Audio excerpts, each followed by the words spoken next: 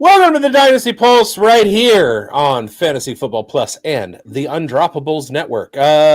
We got a full slate tonight. We got Grindberg in the building. Schultzy's here. Our pal Jeremiah Retzlaff is here. Not to be confused with the quarterback from BYU. And of course, I am bigz. We got a lot to talk about. Rachaad White and his stellar performance last week, while Bucky Irving was sidelined, and Rachaad White absolutely proved his value. Hey, you might have won the battle, but you have not won the war yet. Hat tip to Bucky Irving. He did very well. Hat tip to him. All right. Do I got some Bucky Irving back up here? I was going to say, if this is even a remote amount of Bucky Irving shade, I need to step in. We've got a convert here because Schultzy, I took your spot last week and I was right, like hands deep in a Bucky Irving battle with my homeboy coach over here, and we were up against him and Chev, and it took half of the show to get through, and 40 minutes. Yeah, we're still talking about it, and I'm not sure if we need to revisit the hash on that, but maybe that's something that we have a whole show about at the end of the year when we kind of talk about how it played out and maybe the situation once we figure out where Rachaad White is going to be next year and how that goes. Oh yeah, there was a lot of long form conversation, good discussion. For the folks watching, it's very much worth going back. There's a lot of evergreen elements, and we talked about just market principles, timelines. In Dynasty, we talk about different parts of the calendar, and it was very relevant. Even though bigz is bullish on Rachaad White, he's waiting. He sees another dip in the market. So that's very sharp and savvy and very much worth it. So the nuance to that, you can be bullish on a player, but understand that there's going to be different market and entry points, of course, in Dynasty. And part of that is being tuned in to the Dynasty Pulse. Absolutely. I just thought it was kind of cool that we got into this huge discussion, and then Rachaad White had himself an absolutely stellar game. Oh, I thought of you instead. All right, we got a lot of stuff to get to. I think Mike's going to probe me. Yeah. Woo, my favorite part. Do you want to probe Schultzy and Jeremiah too? I'm going to probe the gang here, and yes. Let's start it off. You know what? I'm done talking about injuries, so I'm just going to talk about two stories here, and we're going to get into Josh Allen dominating 2024 again, and when will his reign end? His legacy continues to grow as one of the most consistent and dynamic quarterbacks in recent history in 2024. He is showing no signs of slowing down, delivering the most historic performance I've seen from a fantasy quarterback ever. Week 14 brought 342 yards passing, 3 touchdowns in the air, and 82 on the ground, plus another 3 touchdowns. His dual threat ability makes him just the asset that is unparalleled to anybody right now in fantasy football. What can we do with Josh Allen moving forward? My first question to you is to Jeremiah, okay? Josh Allen's heavy usage, his dual threat nature. Do you see his reign as a top fantasy quarterback lasting into his early 30s, or do you think his peak age from Dynasty is now? What are your thoughts? I think the peak is still going to continue. It used to be a mobile quarterback would reach 30, lose some of their rushing edge, and then just fall off. Josh Allen is built different. The rushing quarterback in the NFL has changed now and is built different. If you can't chuck the rock, you will lose your job. Just ask Justin Fields. And then let's talk about how many opportunities that Trey Lance got in the NFL. Not very many. All right, the door shut quickly. We haven't seen many QBs who rush like Josh Allen thrive into their 30s. Now, you had Russell Wilson. He tapered off his rushing as he got into his 30s. I contend that Josh Allen's arm is what will keep him in the NFL, and that his rushing will continue well into his 30s. Currently at 28.5, as you mentioned, Mike, getting, approaching that age 30, 6'5", 237-pound frame. We know that the NFL is a sport that has 100% injury rate in their career. As long as we don't see any significant lower body injuries to Josh Allen, I see him aging gracefully as a mobile NFL quarterback. This year, Josh Allen, 4th in carries with 80, 8th in carries per game, 6.2, 3rd in red zone carries with 26, 5th in rushing yards with 416, and he also has 9 rushing touchdowns. Josh Allen is 12th in pass attempts with 393, so it's not all the rush. 6th in passing touchdowns with 23. Josh Allen is the number 1 QB in QBR. He's 10th in true passer rating. As Josh Allen ages, his arm is what will buy him more time to run. Give me another 4 years of this type of Josh Allen as he clears as a top 5 dynasty quarterback for me. Now, this is a good topical discussion. We look around. Lamar is 27. Jalen Hurts is 26. So these questions will start coming by, but leading the pack right now is Josh Allen. In startups, take advantage of anyone being fearful of Josh Allen falling off as he nears age 30, right? I've heard bigz talk about, and I like this from him, it is okay to win your league the first year in a startup, and it is okay to draft older players. Essentially, it means that you should be playing for shorter term windows and giving less worry to holding the bag when it comes to an elite pass attack or elite asset such as Josh Allen, both running and passing. I would rather, speaking of what you talked about, Mike, have Josh Allen on my team for his 6 total touchdown performance last week, experience the 50 burger in fantasy, and then deal with the drop-off later than to miss out. I mean, right now, it sounds good in theory. Hey, any player can get 3 first-round picks. You take the 3 first-round picks and you re-roll, right? Good luck giving 3 first-round picks for Josh Allen right now. After this 50 burger that he had against the Rams, why would you sell him? You let him, just drop years from now on your team, and you squeeze out all the toothpaste from the tube. And I love Josh Allen in the near term for the next 2 years to 30, but beyond that, through to 32, 33, then we can start talking. But I think he's got a great wave to continue this run as a top-tier, top 5 quarterback in Dynasty. For sure. bigz, what about you?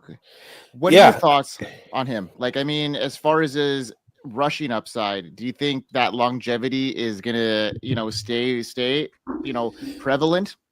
Like Jeremiah said, we have seen historically that guys like Cam Newton, that were primarily rushing quarterbacks, tended to fall off after about the first 5 or 6 years of their career. Josh Allen doesn't look like he's going to be doing that.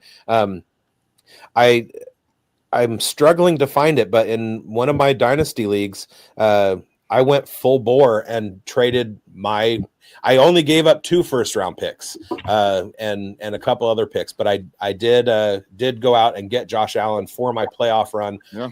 Trouble was that we started the playoffs really early, and I got snuck up on in the first round and lost. And then the next week got to watch Josh Allen in that league put up 60 points.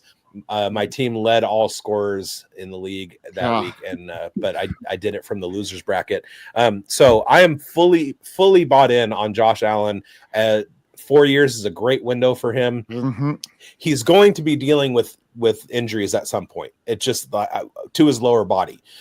He's already had some shoulder issues, maybe an elbow, some upper body stuff, but that frame is. I kind of liken it to when you're looking at pitchers. You got Tim Lincecum versus Matt Cain. You can kind of project that Matt Cain, with his body type, is going to have a longer career than Tim Lincecum. That played out. That's kind of similar to Josh Allen and Lamar Jackson. Josh Allen's going to be doing it a little bit longer than Lamar Jackson will, just because of the frame that he's carrying.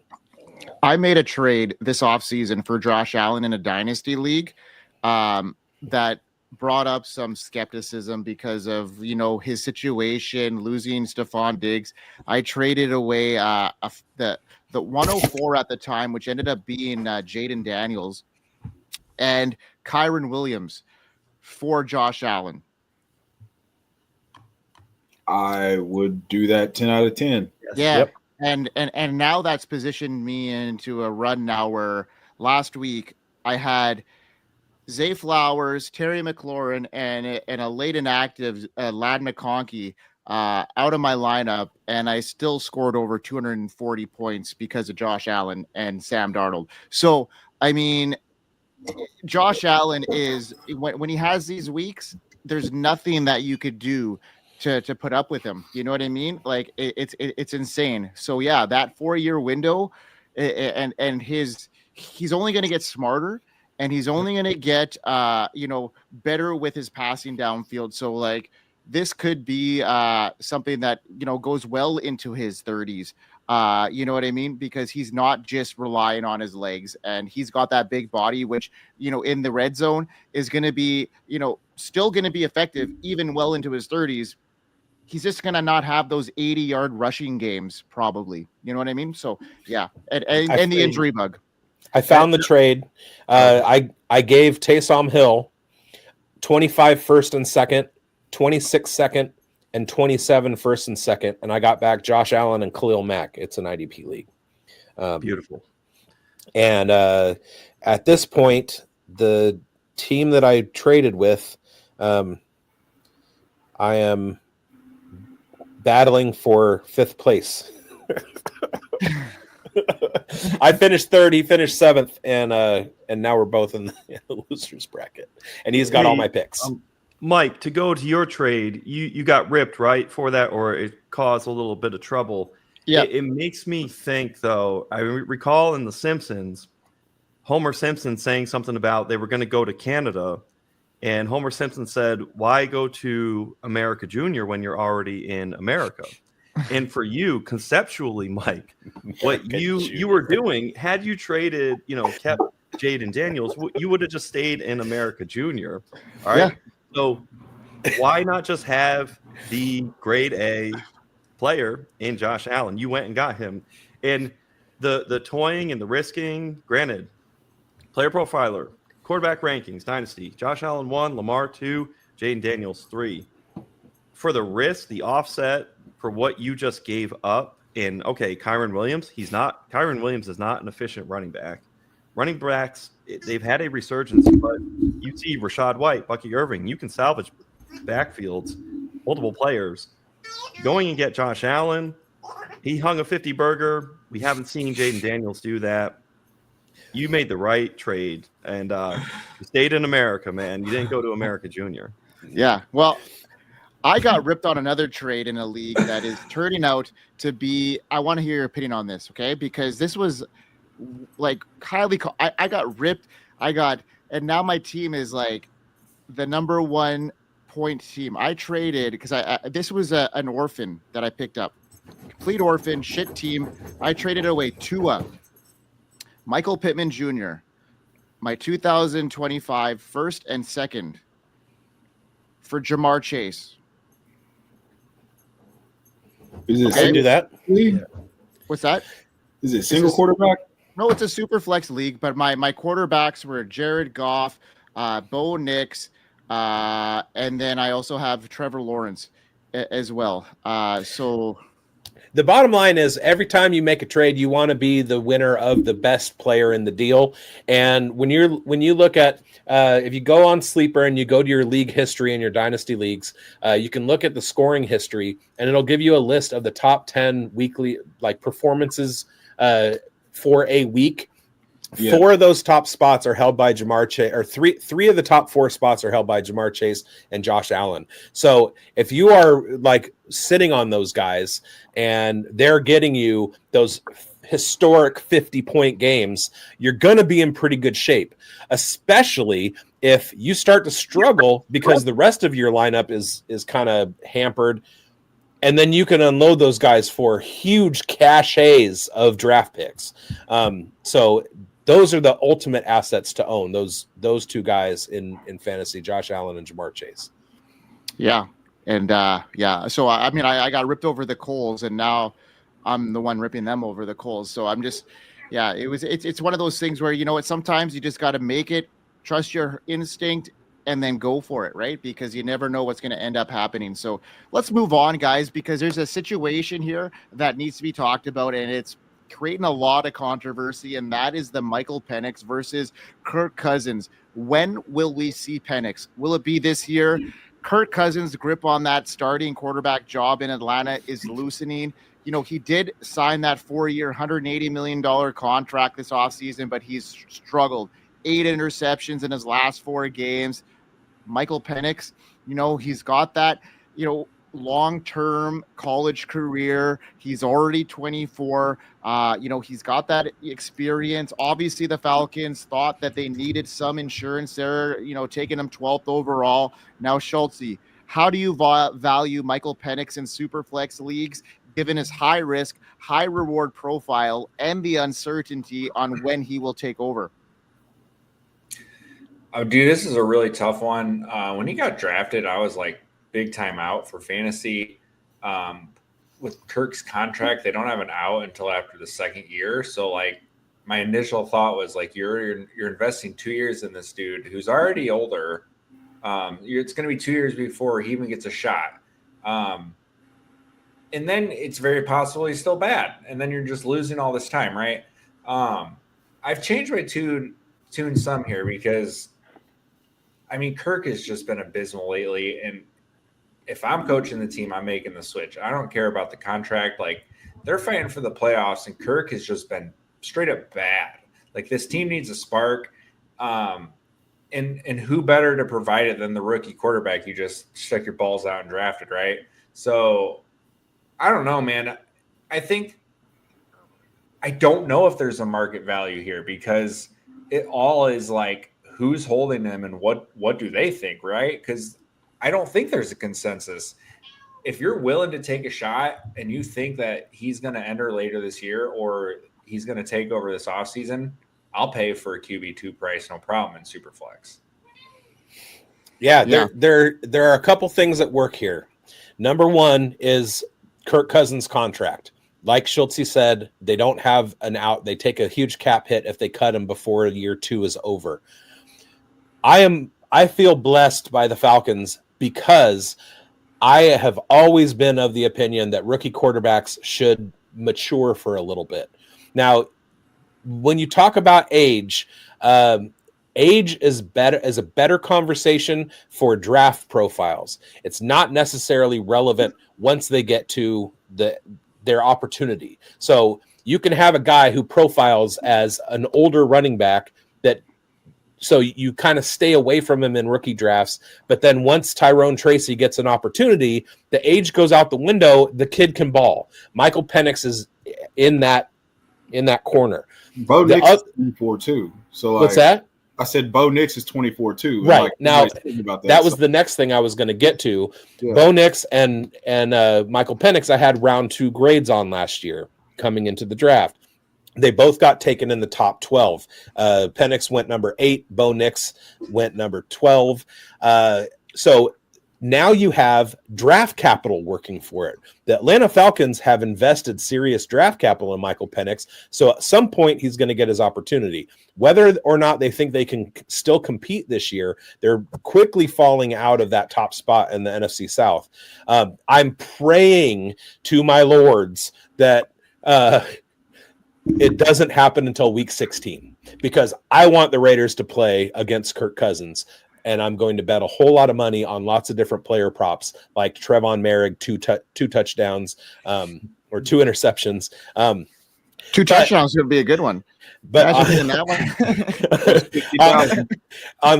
the other hand, I do want to see Michael Penix A as early as possible, and B, I want to keep the tank rolling. So let's go ahead and start him this week against the Raiders. But does he not give them the best opportunity to win right now? Like without knowing like what you know out of him, like I want to say you kind of have to trust a coaching staff to know better, but I'm also a Raiders fan, and obviously we know better than the coaching staff, so I can't really say that with much confidence. Well, this is a rookie head coach that is trying to play for his job, his division title, because they've got the 2 games on the Bucs. Right, they are a game back on them. Actually, they're in second place in the division. Yeah, I know they are, but they have the 2 games on the Bucs, so they beat them twice. So that's the thing. So if they get even with them, they have the tiebreaker. So that's where I'm saying is like they're really tight with them. So they're looking at this as, does Kirk Cousins give us the best opportunity to win right now? I don't know. In the long term, I think he gives them, Penix gives them the best opportunity now and in the future. With that experience, look what they've done with Bo Nix. Yes, the pressure is on, but give the guy a shot. He's got the best surrounding weapons you're going to want to have as a rookie. It's better than the Bears had. It's better than the Commanders. Look at what Penix has got around him. I just think that this could be a situation where, that if the Falcons really want to make a run, maybe Penix is their guy. He's a bit more versatile, mobile. Like Kirk Cousins can't do a bootleg right now because he's so immobile. And you give that versatility to them, maybe they get Kyle Pitts involved. I just think personally, Penix gives them the best opportunity to win. And obviously, I think it's the coaching decision as far as they need to make a point right now. He's trying to get himself there, but as a franchise, I don't know if that's the right decision. It kind of comes down to what kind of mistakes you want to have play out in the game. Yeah. Do you want Kirk Cousins making physical mistakes, or do you want Michael Penix making rookie mistakes? So you that coaching staff has to kind of hedge their bets. Falcons the Kirk last Cousins 2 is weeks. already, I've seen plenty of mental mistakes. Yeah. The way I would look at it is this: with Kirk Cousins, you can set the cruise control at 60 miles an hour, but you can't go past 60 miles an hour, or the wheels are going to fall off.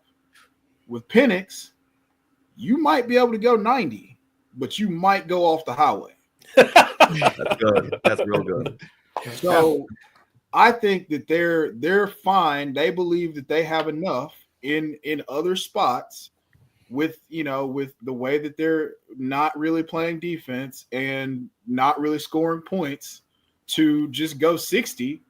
And the Bucs have closed that gap, and I don't think that they can continue to feel like they can go 60 and get to where they want to go. That's my personal opinion. I think that if they lose this game this week, we see Penix in week 60. It's baffling to me. Like, yes, because I think that if they're out of the race, then they give Penix an opportunity to get in there because they've invested. To the Raiders. I mean, yeah. But wouldn't it be like losing to the Jags? But wouldn't this be the game to get him in there? You know what I mean? Knowing that you have that opportunity to win this game with him in the lineup, and if that's the decision you make, let's let it roll with this first round guy, 12th overall. The Raiders' defense is sneaky against the pass, and if Atlanta doesn't have any touchdowns in the first half, I think Penix comes in the second half. That's fair. Yeah. They're about to go Bijan 35 times. They could easily lose this game to the Raiders, and that's the end of it regardless. Like this game is close. Like, honestly, especially if O'Connell plays, I think this game is a lot closer. Hey, so we've all got big Penix energy right now. Let's tap into the Dynasty Pulse here. Trade market, right? Let's say we're actionable. We're talking about what may or may not happen on the field reality, but in our dynasty leagues, here's a trade for you. Keep trade cut, spits out. It's super flex settings. Ready? Chuba Hubbard or Michael Penix. Michael Penix. What side? Michael Penix. Yeah, agreed. I mean, like he was my like fourth quarterback in this class for me. I was taking Michael Penix at the 2 turn there quite a bit because of the upside as a quarterback and how much they weigh in Superflex. And I can hold on a quarterback a year or two and let him blossom. And Penix has got the opportunity down the line. He's got the weapons. Like I just think that's a really good situation. It depends on where I sit in the standings. If I'm a competitor, I'm absolutely taking Hubbard. Yeah. If I'm trying to build, I'm taking Penix. I like Penix, and quarterbacks hold their value, and we've got a good 6 to 10 year window with Penix.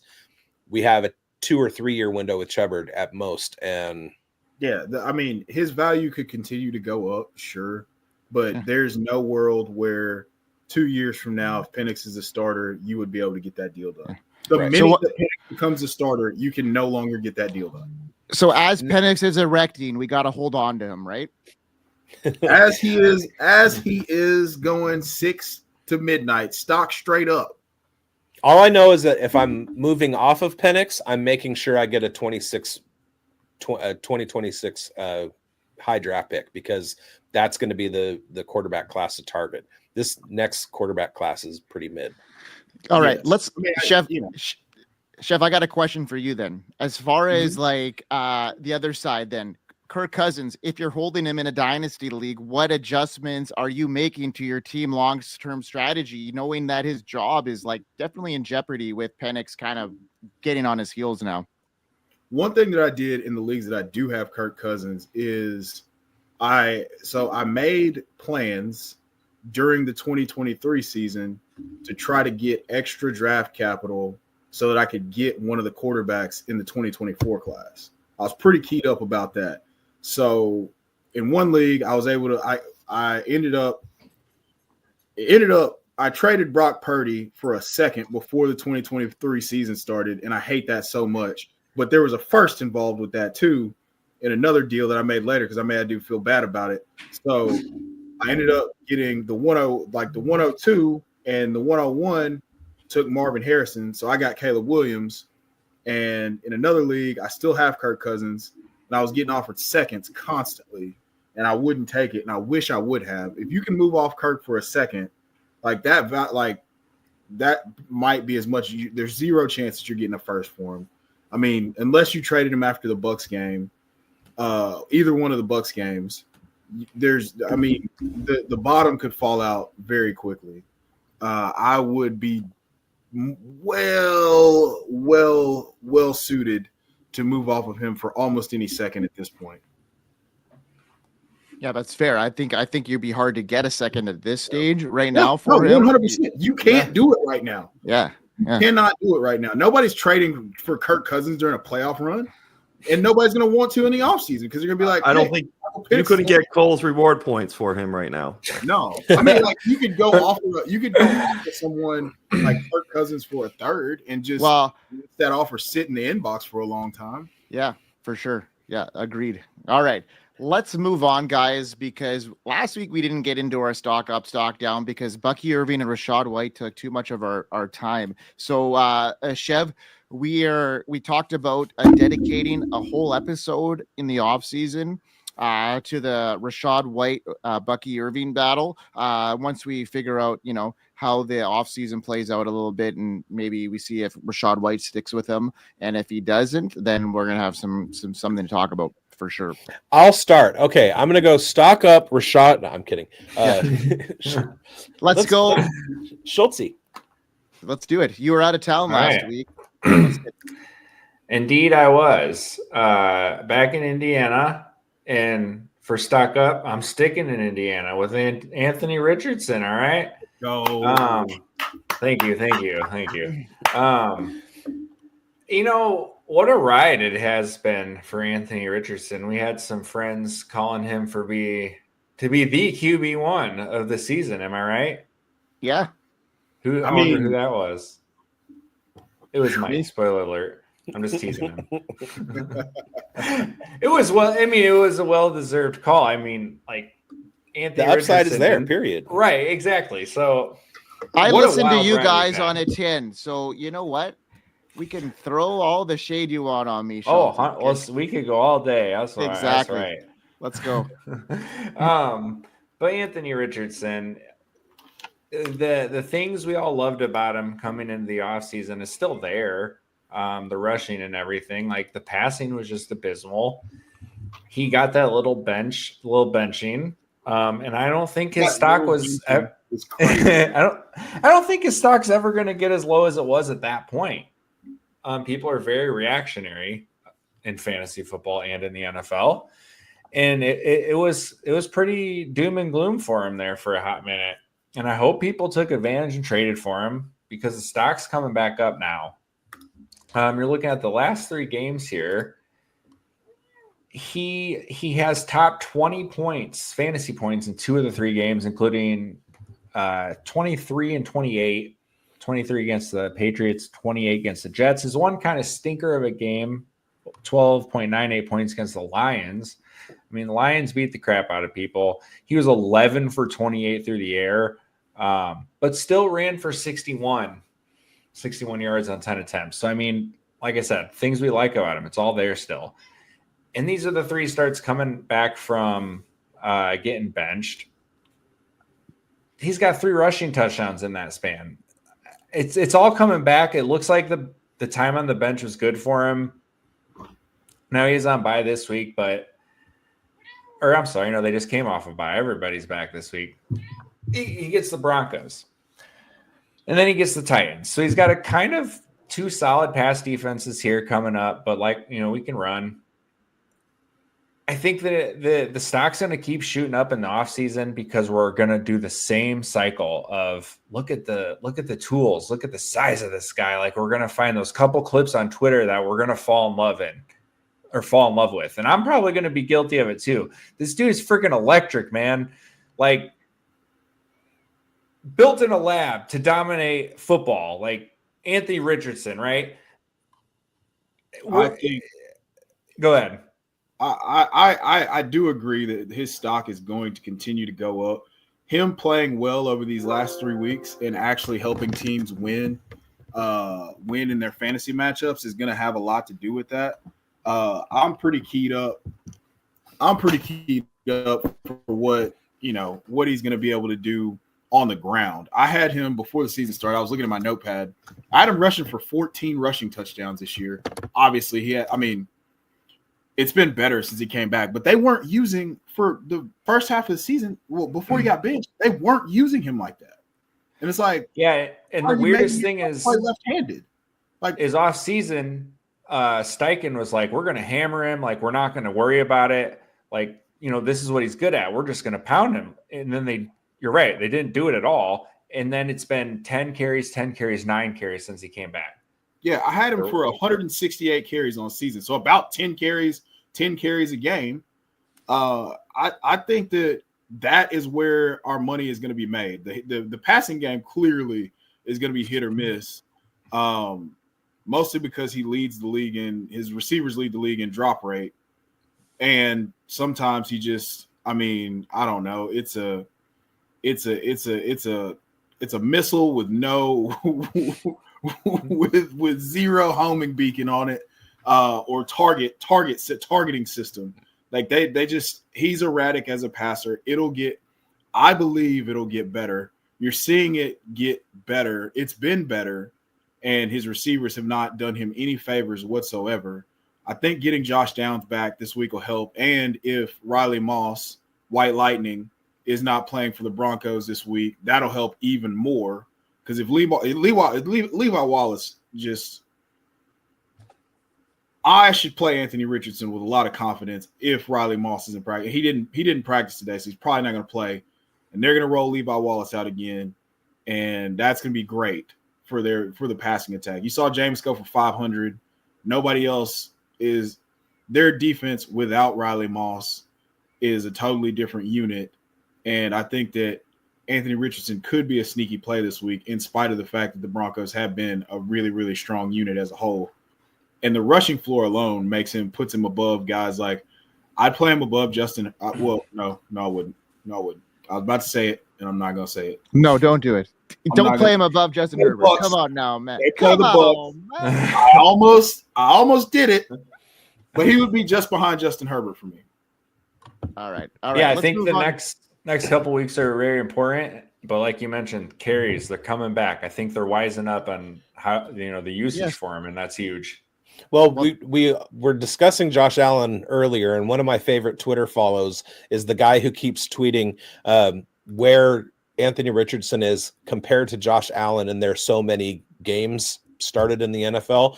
And Anthony Richardson has absolutely kept pace with Josh Allen's start. And over the last couple of weeks, Richardson has now passed Josh Allen, and his numbers are, through however many games he's played in the NFL, are better now than Josh Allen's were when he was at the same point in his career. So yeah, love some AR. He was my quarterback for the season, but he missed some time due to injury. But now he's got Josh Downs back, and I'm looking for some Alec Pierce hookups. Love me some AR. All right, Jeremiah, let's start with let's get into your stock up then. Hey, let's stock up on Chuba Hubbard, full Chuba. Mentioned him a little bit earlier in that trade, hypothetically. On Dynasty Daddy, using the trade demand tool, Chuba Hubbard had his highest volume of liquidity in the trade market for trades. It was just between 14 and 21 days ago. That timed perfectly with the return of Jonathan Brooks. Some Dynasty managers lived on Fear Street and sold Chuba at a slightly distressed price. Buyers saw a valuable opportunity, knowing Chuba had locked up his 4-year contract. Of course, if you held on to Chuba, just sometimes inaction is the best action. They're very happy. Fast forward to week 14, Jonathan Brooks sadly tears his ACL. Chuba Hubbard is the RB12 to David Montgomery's RB9. Player Profiler's Dynasty ranks currently has Montgomery at RB18. Chuba Hubbard is at 25. I'd like all of your guys' opinions on Chuba and Demont, or Chuba or Demont. But first, let me drop some Chuba Hubbard stats. Hubbard, this season, 7 top 12 games in 13 games played this season. Consider where you got him in startups. Mike, I got him in a startup with our league. I'm very happy with that. Getting him late in best ball, he's been an excellent advance rate player. Hubbard is 8th in expected fantasy points per game, 6th in rushing yards, 7th in carries, 9th in targets, 45, 6th in red zone touches. That's what counts, scoring, touchdowns. 15th in receptions with 35, and his 9 total touchdowns, ranked 10th. Chuba Hubbard, no slouch in the efficiency game. He's 4th in breakaway runs. Now, Chuba is 25.5, minimal usage in his first 2 seasons. He now has back-to-back years over 200 rushing attempts. Chuba has cleared 1,000 rushing yards in only 13 games played so far. Chuba is just David Montgomery located in Charlotte on a team that now has less competition. The 25 to 30 window has opened up back for running backs in this league in a big way. 2025 will be a continuance of this due to the nature of contracts being doled out to running backs post-age apex, which the age apex for running backs is now becoming obsolete. So I just want to hang there with you guys. Demont or Chuba Hubbard in Dynasty? Full Chuba. I'm going Shepard. David Montgomery. I'm going David Montgomery.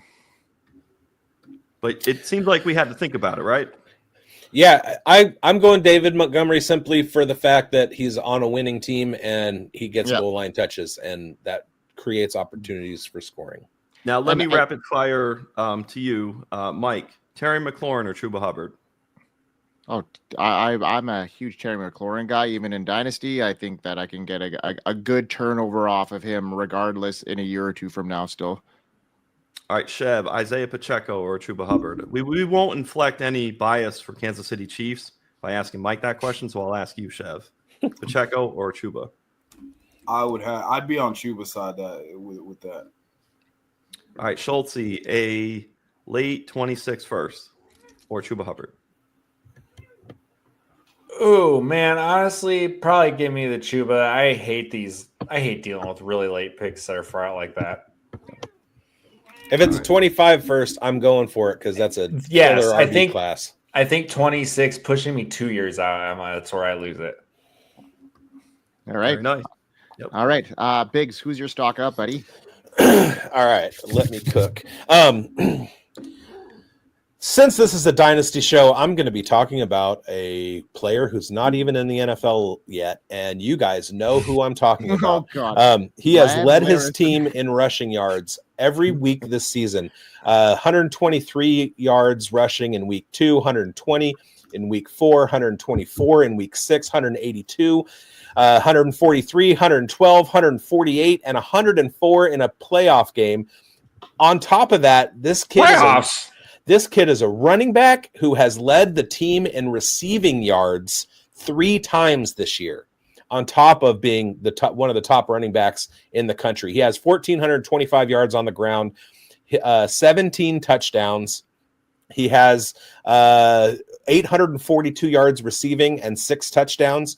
I'm talking about Lan Larison, running back for the UC Davis Aggies, who are in the FCS playoffs this Saturday against South Dakota. Now, we talk about FCS running backs. We've got Isaiah Davis, I believe, from South Dakota State. We've got Dylan Laube, who was a darling in the draft season. We've got Austin Eckler, who is really the only one of his profile who has ever done the things that he's done. There are countless FCS success stories in the NFL, and Lan Larison is the best of all of them. So his stock is absolutely up. Write his name down. Watch for him come draft season. I'm going to be reporting from the Shrine Bowl. I hope he's there. I'm also going to be reporting from the Senior Bowl. If he's not at one, he's going to be at the other. I'm going to be reporting from the Combine. I'm going to have Lan Larison on as a guest. And so all of you guys can make note of this dude, because he's going to be an FCS success story in the NFL, and his stock is way up. Oh, I'm about to scoop him in the 5th round of every rookie draft because of you. I'm taking him in the 4th. Well, There I you don't go. play any dynasty leagues with you. Lucky me. I don't play any leagues that I have 5 rounds of rookie picks, so I'm in 2. This has been a nugget that I've been plotting on. I sent out a tweet a little while ago, and I said they told me I could be anything that I wanted, and so I became. And the thing was like Vin Diesel had that poster where he was like, so I became Vin Diesel, and I scratched out Vin Diesel and put Lan Larison. Loved it. Yeah, anybody who follows me knows about Lan Larison now. there you go. All right. Who's your Chev, stock you wanna up, go? Chev? Chev, My stock up, myself personally. Yeah. It's a guy that we talked about a little bit in passing, Romo Dunze. Yeah. So I didn't realize that he was second on the team in receiving yards to DJ Moore, and that Keenan Allen had only missed 1 game in that whole deal. I had said that the targets had been there, and that eventually it was gonna pop off. Like, I still believe that he's a part of the big 3 with Marvin Harrison and Malik Neighbors in this draft class receiver wise. That's my personal belief. Big 5. Sure. You Ladd and Brock. I mean, they got to be in the conversation. I'm talking about my pre-draft evaluations. We're just throwing Brian Thomas under the bus? Yeah, Oh, fuck you. that's the Brian most empty Thomas- top 10 no, wide listen, receiver I've ever listen. seen. Brian Thomas was 4th. Like, I'm going kidding. back to the pre-draft process, Brian Thomas was 4th. If you were drafting again today, there's 0 chance that he would still be 4th. None whatsoever. Right. So, I mean, obviously people weren't as sold as they needed to be on Brian Thomas leading FBS in receiving touchdowns, which doesn't really make a whole lot of sense when you're hyper sold on his teammate, but whatever. So stock up, Romo Dunze. I love the volume that he's seeing. Him and Caleb, in Dynasty, it was never a play for 2024. It just wasn't. Like, it's Devontae Adams in his rookie year in Green Bay playing behind Randall Cobb and Jordy Nelson. You could see the talent, and when given the opportunity, it was going to look really, really good. Now it's coming on because he's had 10 targets, 8 targets, 10 targets, 6 targets. He scores 2 touchdowns this past week, and now he's going back. He's going back to the Vikings game, where I can't recall off the top of my head how he performed. But the week before that, against the Packers, he had. I mean, they're going to him on a guy to have a situation. So clearly, Couldn't have said it better. There's some sort of connection building with him and Caleb. Okay, yeah. My stock up unequivocally is Roma Dunze. I love it.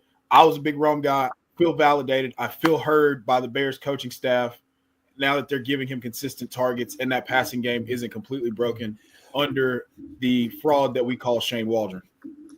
As a watcher of the Pac-12, rest in peace, I watched a lot of Washington football, and I watched a lot of Romo Dunze and Jalen McMillan, and absolutely loved them. I loved the value of Jalen McMillan, and I loved the upside of Romo Dunze. It just when you have a rookie quarterback like that, it's going to take a little while. It takes some rookie wide receivers a little bit to start cooking. And so just like you said, like we knew it was coming at some point. Same with Marvin.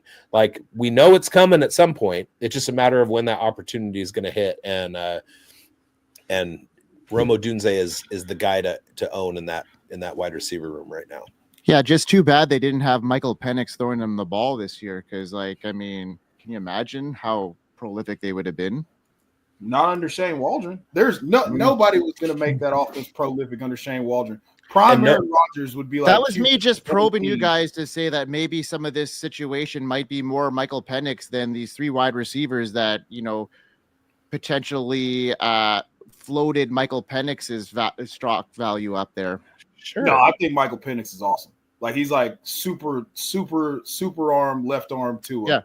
Yeah. Like the 99 throw power version of Tua. I wanted the Raiders to draft him. I'm glad we got Brock, but I wanted the Raiders to draft him. But two things can be true. Michael Penix can be awesome, and these all three receivers. I wasn't a Jalen Polk guy by any stretch of the imagination. But me either, Mike. We know that already. But I believe that Michael Penix, Jalen McMillan, and Rome Odunze will all have very successful, very meaningful careers for fantasy and team success. But I can't say the same thing about Jalen Polk. All right, so let's do our stock ups and then do our stock downs, and then we'll end the show here. Who's your stock up, Mike? You didn't share yours. I know, because he's more of a downer to me. I mean, wait, get the pun? I'm talking about Josh Downs. Yeah, man. I mean, just to piggyback off of Schultzy's situation, I think, they go hand in hand. Josh Downs has, just been the highlight of the Colts offense this year, in my opinion. The Colts are fighting for a playoff spot, even though they're kind of outside looking in. Downs is going to see a lot more targets and opportunities. He's been a solid wide receiver 3 with, wide receiver 2 and 1 upside. 53 catches, almost 600 yards, 4 touchdowns, a little banged up, but he's been great. His 25% target share, doesn't matter who's throwing him the ball. He's been efficient under Joe Flacco. He's been efficient under Anthony Richardson. And I just see his metrics, his separation skills, and just the safety valve from whoever's throwing them the ball. I just think that Josh Downs is on the upswing. And, I had a lot of invested in him this offseason. He paid dividends in a lot of my leagues, and I'm hoping that he could do the same thing down the stretch here for me. So, yeah, I'm invested in Josh Downs. I'm buying high on him where I can, because I just see that combination between him and A-Rich is going to be there. And, give me some Josh Downs. I agree. Mike and I have been in lockstep on Josh Downs since a good portion of last season. Schultzy, who's your stock down? Well, I'll keep it short because we pretty much had the conversation on Kirk, but it's Kirk Cousins, man. Mainly for me, it's because this last 4 weeks has just been absolutely abysmal for him.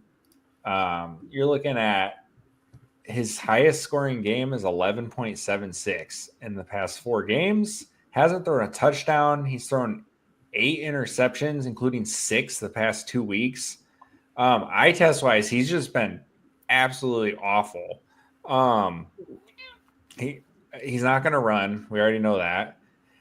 And the discussions being had about him being benched, even though he got handed this massive contract, that you guys mentioned, like, nobody wants to pay shit for it. Like, nobody wants to pay anything for this guy right now. No. So yeah, his stock is hitting the floor.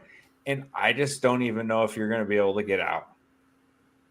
How about what else just hit the floor is that ball that Deebo Samuel just dropped like fucking wide open in his hands. Like you complain about not getting the ball. I told you so. Yeah, like just yeah. We agree. I told everybody on the tailgate, don't play Deebo. Hey, CD Lamb Larison would not have dropped that. That's true. Or land. He's making one-handed catches, leaping over guys in playoff games. Jeremiah, who's your stock down? Hey, so this one's a little more long form, but you'll understand here. Chris Olave, it's been a lost year for him. Olave, a second-round pick in redraft and best ball all summer. Olave is 24.5. Tepid interest out there in the dynasty market, though. This creates liquidity for buyers, but good luck trying to get yesterday's price for Chris Olave if you have him. Over on Dynasty Daddy, there's a tracker that shows trade value, trade demand, going back to late October. In the last 40 days on KTC, Chris Olave's value has dropped over 700 points. For volume in amounts of trades tracked by Fantasy Process, mid-October, there were 545 Chris Olave trades. A month ago, there were 1,023 Olave trades. So there was the height of liquidity about a month ago. It has dropped to, in the last week, 385 trades. So there's just been a massive dip. In 3 seasons, Olave's fantasy points per game have been, ready? 13.2, 14.5, 9.6. Nothing special. You know, we talk about, if you ever watch Dynasty Trades in 5, they talk about having hammers, right? DD Fantasy Football, they talk about having hammers. That is not a hammer wide receiver as far as points per game. If you're buying, you're hoping for a quarterback upgrade. You're looking at Olave's first 2 seasons with over 1,000 yards receiving. You like the first-round pedigree from Ohio State. And if you're buying him, you're less concerned about Olave's concussion history. Olave has 4 concussions in 3 years in the NFL. So we do like groceries. So let's go to the market, right? Keep Trade Cut has Olave in a late 25 first, dead even. Which side would you want, Mike? Olave or a late 25 first? I like this running back class quite a bit, depending on where my roster is at. Like, if I'm strong at wide receiver, I'm taking the draft pick because I like the amount of running backs in this class, and I think I could get like a smash one in this for sure.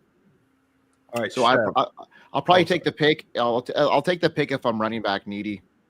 Okay, and you might like the liquidity versus Olave pigeonholing you in.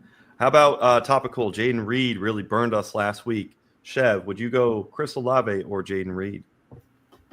I would go Chris Olave there. Very nice. It's still Olave. I mean, he's a lock for 140 targets, and you know the Jaden Reed experience is going to be one that's very mercurial. So, yeah, you might get a 30-point spike week that you're probably.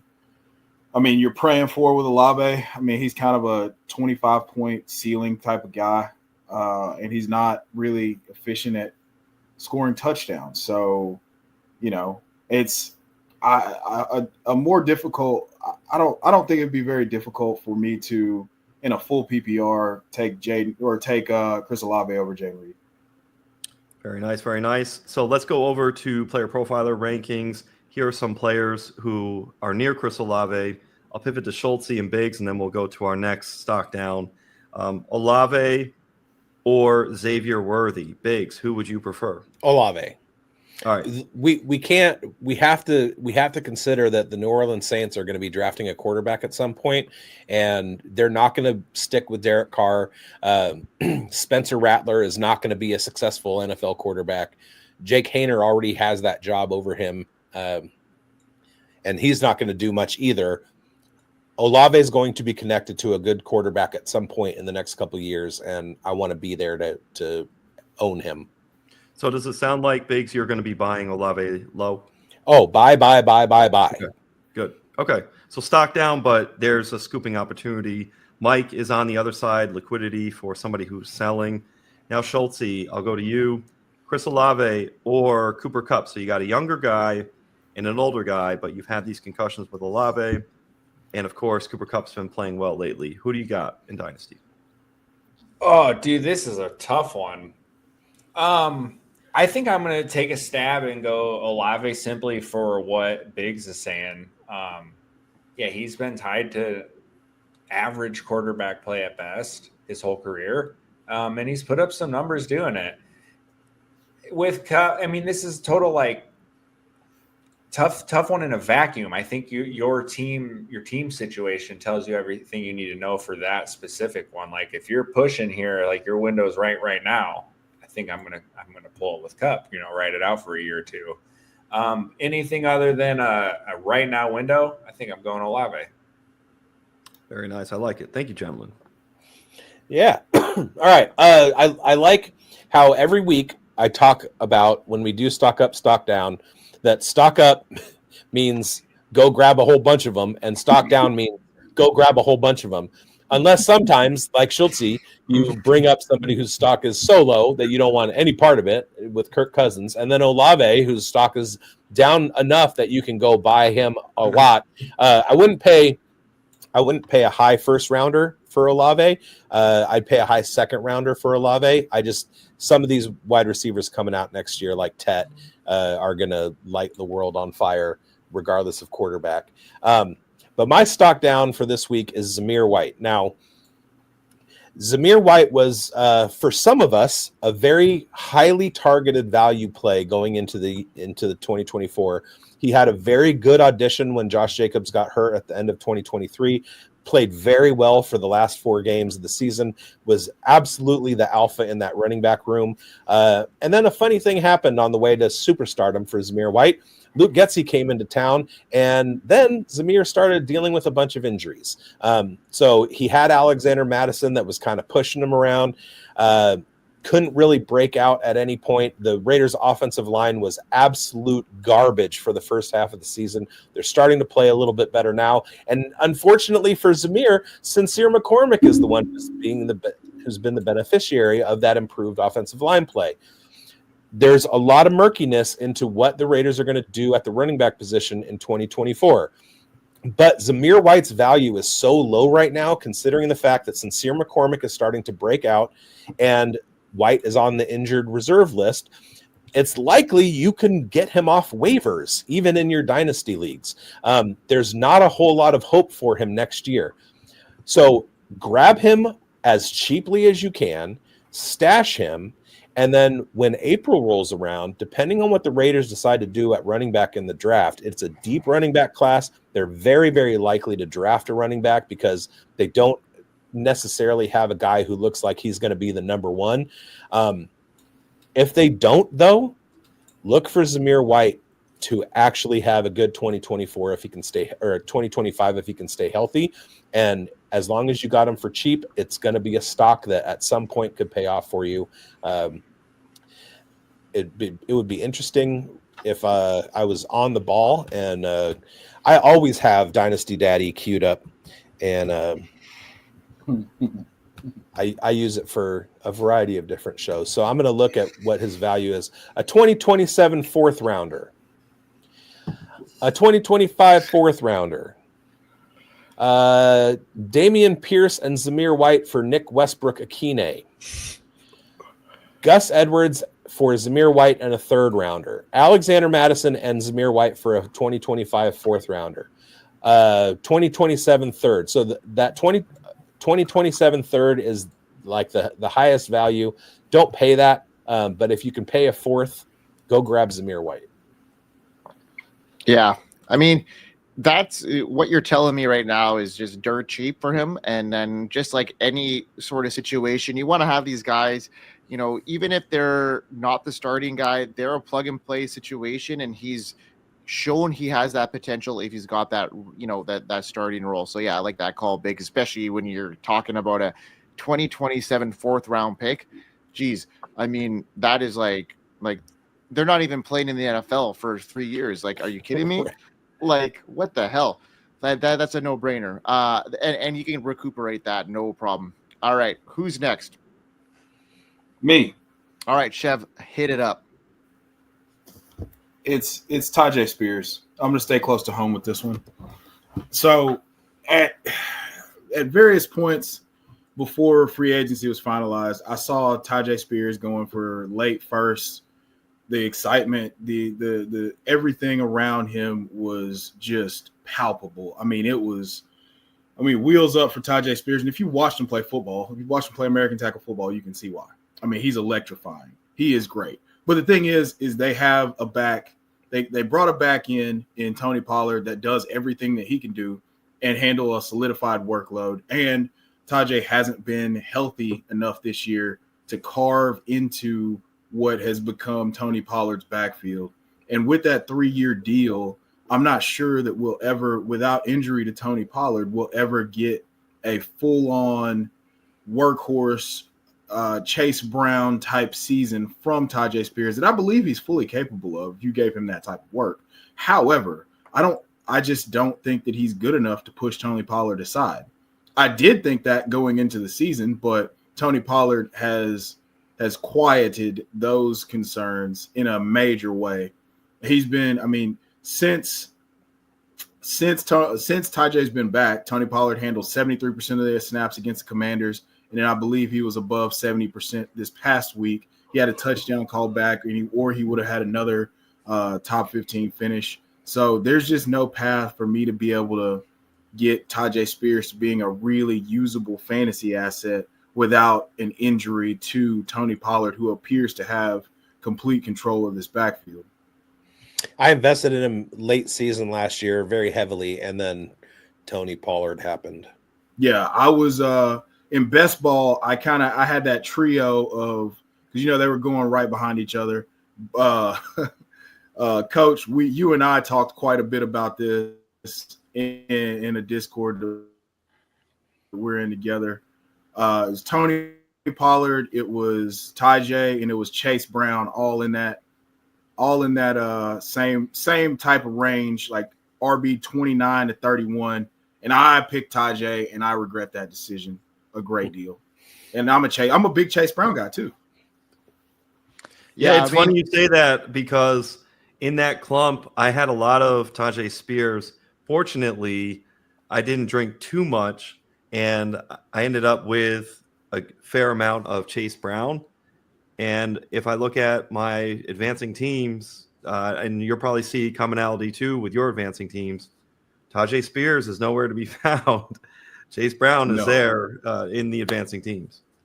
Yeah, I traded some of my Tajay away at the end of last year, but I was really high on him, and it just the knee injury, the situation there, it's and the Tony Pollard efficiency, which I didn't expect him coming out of Dallas the way he was running the ball last year. Surprise there, but I agree with that one there, Chev. It's a hard pill to swallow, but yeah, Tajay Spears is definitely not somebody I'm looking to get right now. I mean, potentially down the line, you never know. Could be on the cheap. These running backs, I mean, they're rosterable, but they're definitely not somebody that are going for a first round pick anymore. That's for sure. Well, yeah, Mike, you would not give up a 5th round rookie pick for him, right? Because you don't play in leagues that have a 5th round rookie pick. Exactly. Yeah. Okay. Yeah. I've never. Yeah. I'm actually in a best ball league with Jeremiah, and torched. He doesn't have Tajay Spears at all. There you have it. All right, who's next?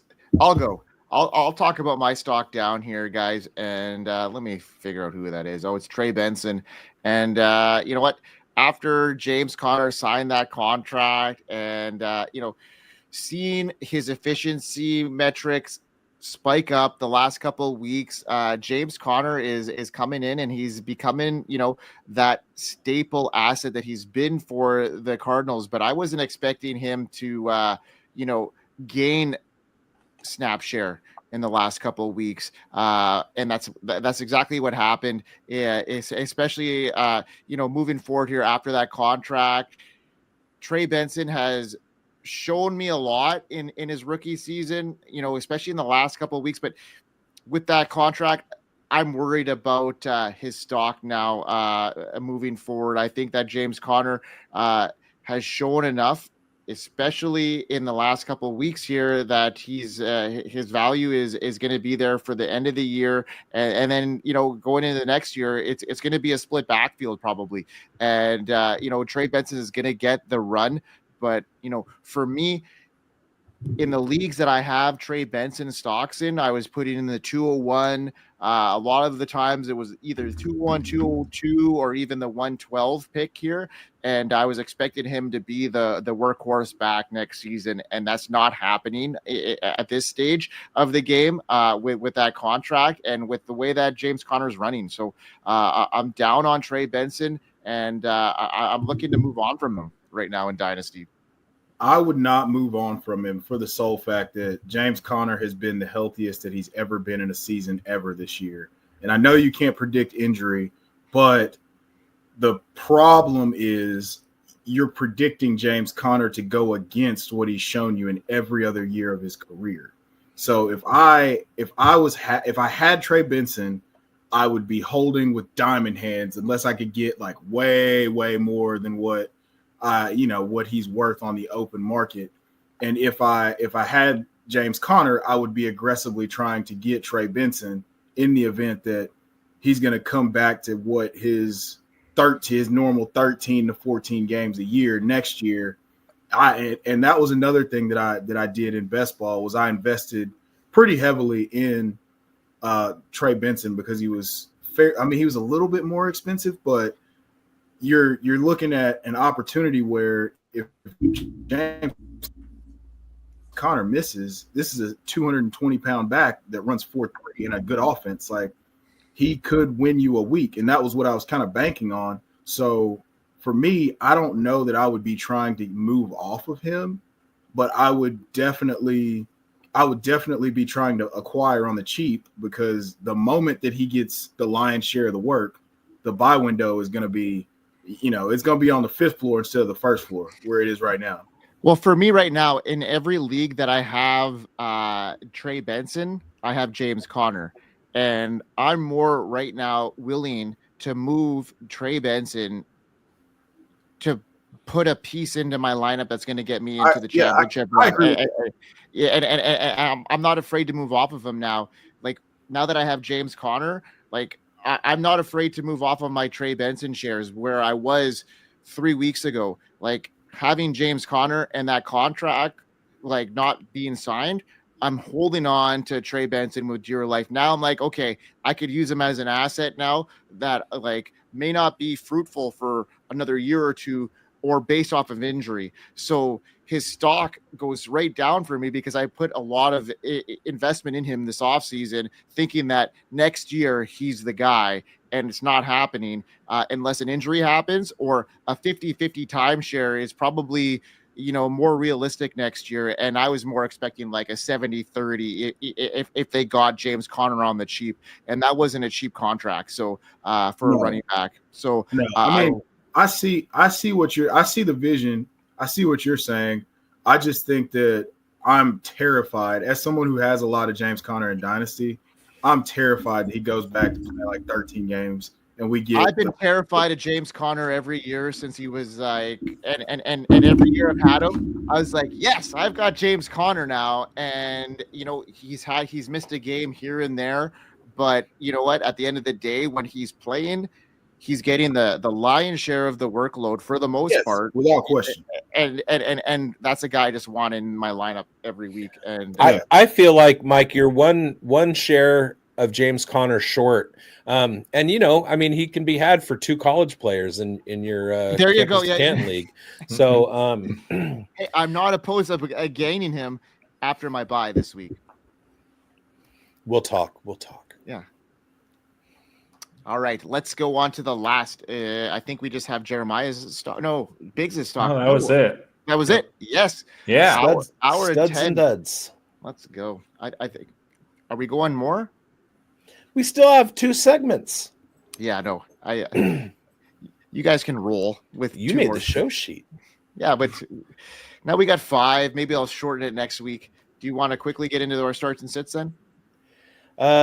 Sure. All right. Let's go. Let's all rattle off our starts and sits real quick. Jeremiah, starting with you, buddy. Oh, yeah. My start this week, Brian Robinson Jr. versus Saints. Austin Eckler is out with that concussion. He's going to be on IR. 7.5-point favorites are the Commanders. The over-under is 43. Washington's rush offense is ranked 3rd. versus the Saints rush defense ranked 25th. So this is just an easy smash spot for Brian Robinson Jr. And pivoting over to my sit, Jonathan Taylor. The game has a total of 44.5, and the Broncos are favored by 3.5. The Broncos are 6th in rushing defense. And on the other side of the ball, the Colts defense is 31st in rushing defense. So I can see the Broncos actually running the ball well on the Colts and forcing the need for more efficiency from Jonathan Taylor, who is having fewer opportunities based on what Schultzy was talking about with Anthony Richardson. And I know Chev was echoing the Anthony Richardson hype.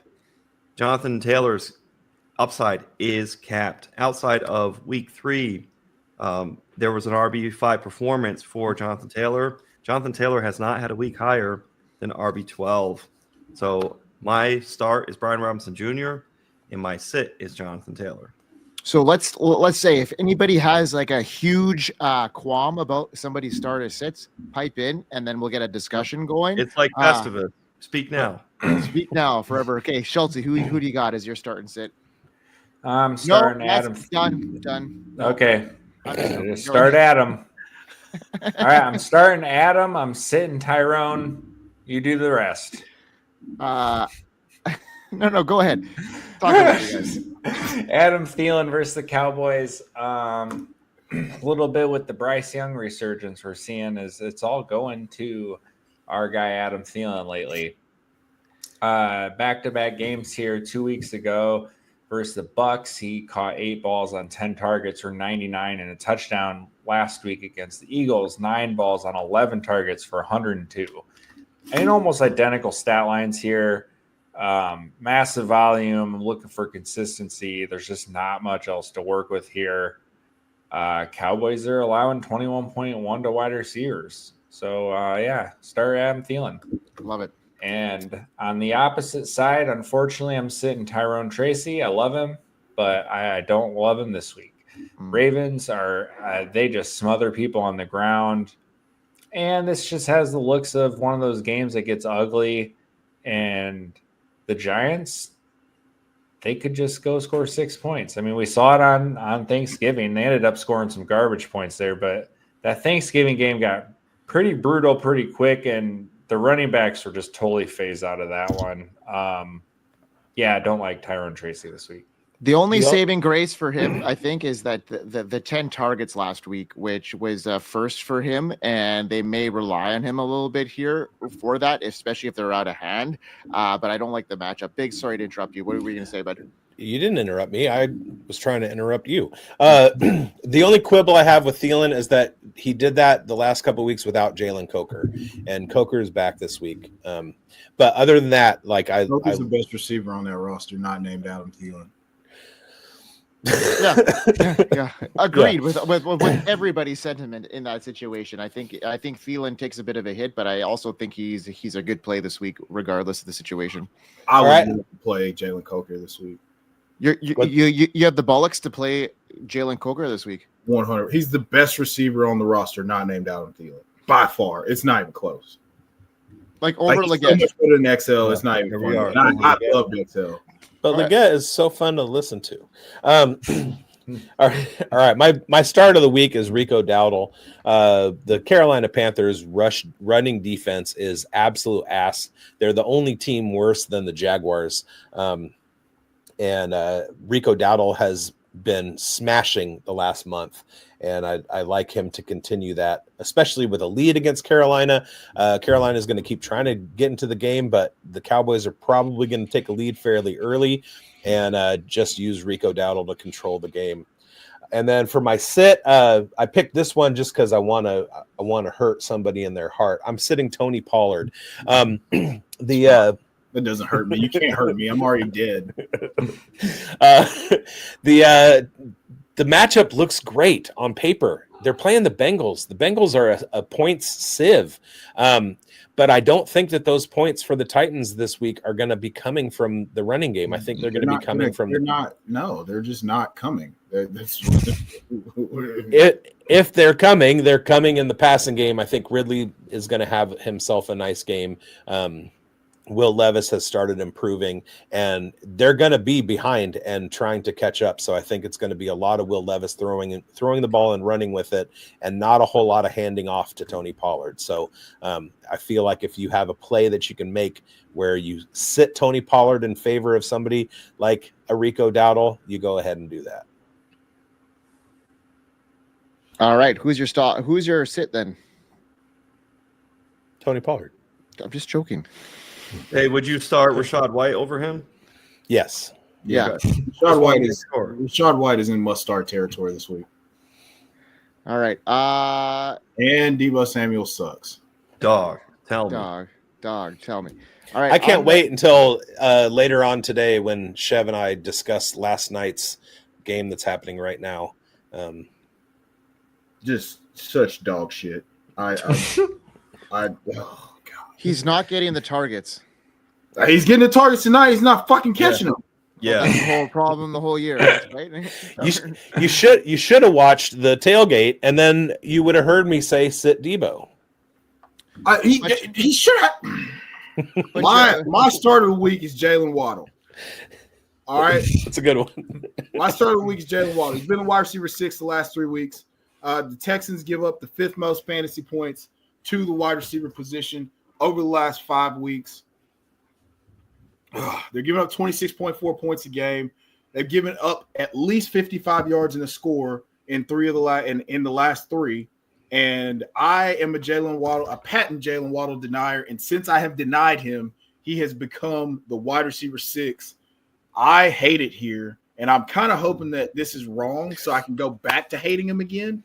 But in the fantasy playoffs, I don't really see very many, outside of the guys who you were auto starting. And I feel like Jalen Waddle had firmly fallen out of that category, being the wide receiver 60 through 11 weeks.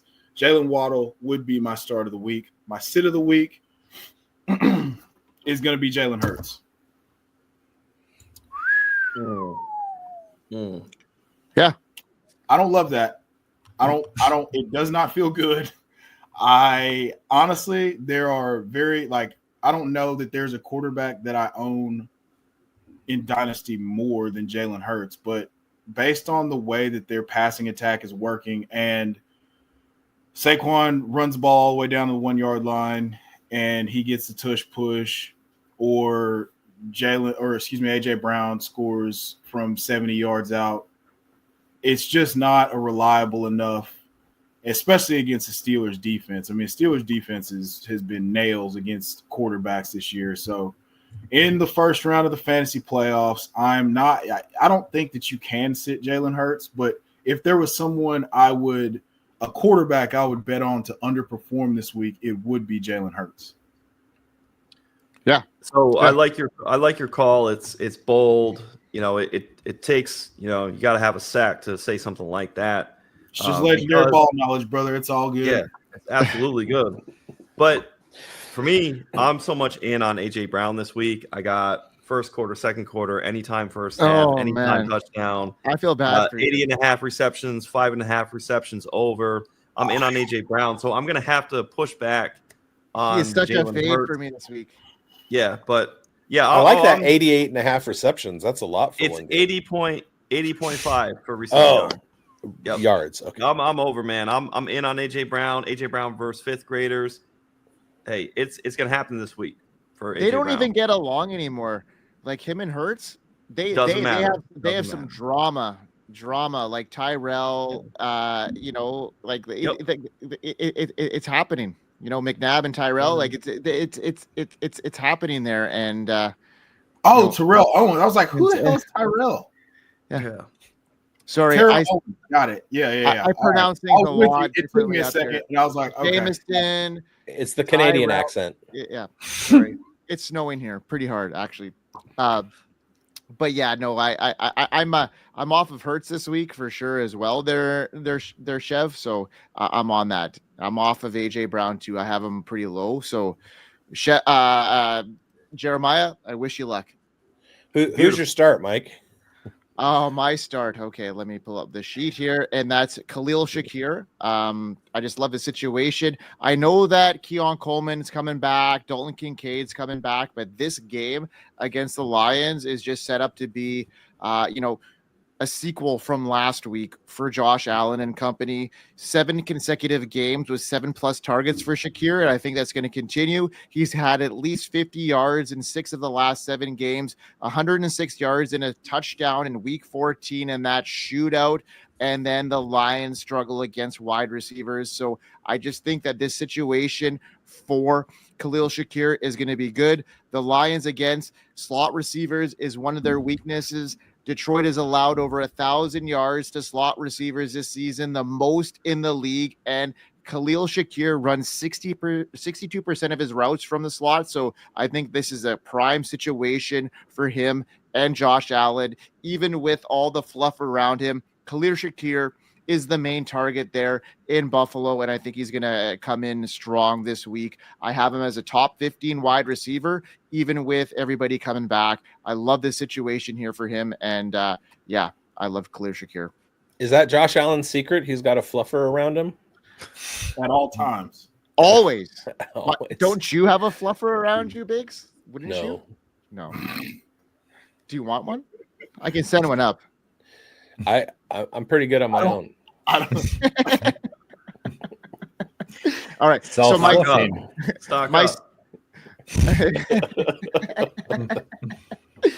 my stock down is DeAndre Swift. He's playing the Vikings this week, and we have no idea what is happening with the Bears, especially after last week, the first quarter, the second quarter of that game.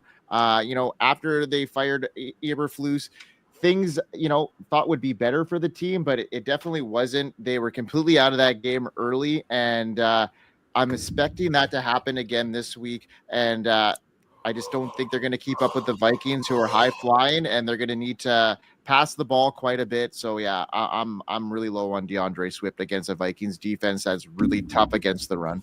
Always sit your running backs against Minnesota. Even after the last couple of weeks, they haven't been that great against the run. But still, this week is a tough one for them, I think. Quick nugget I came across on the Bills-Lions game from Jacob Gibbs. So the Bills play a top 5 rated too high. Jamison Williams versus too high, 2.74 yards per route run and a 25% target share. So I think that he could be a really sneaky play this week. Yeah. I mean, I think everybody's going to be a sneaky play in that game. I mean, this game could hit upward. Is it sneaky then? Yes. Super sneaky. Very sneaky stuff. I like your Shakir call. I do have to go on a show with our boy Dixicles and his partner, Dynasty Deviant, I want to say. Oh yeah. How did the second name get so much worse than the first name? Richard Sickles, Dixicles. Friend of the program, former guest. He was a guest before. So they had a preseason show, and the two of them were arguing Khalil Shakir or Curtis Samuel, and I was huge on Curtis Samuel signing a nice free agent contract at Buffalo, and him having an 8th year breakout. And so Richard decided that he was going to make a pie in the face bet that Curtis Samuel was going to have a better year than Khalil Shakir. And I was thinking, Khalil Shakir is just a slot receiver. And they brought Keon Coleman in to run the X. And then a funny thing happened on the way to losing that bet. So I have to do a pie in the face video for my Curtis Samuel take. There you have it. All right, folks. Hour 25 minutes, 5 of us crushing content, and it's only going to get better as this offseason ramps up because the Dynasty Pulse keeps going all year round. We were pulsing all year, and we're almost at our 1-year anniversary bigs of the Dynasty Pulse, where we're getting pretty close to that. We'll have to have a big celebration show now that we have, a FISOM here, and appreciate everybody from tuning in from the Fantasy Football Plus Network, from the Undroppables Network, which a lot of us represent, and bigz do it so well. We hope you win. We hope you win.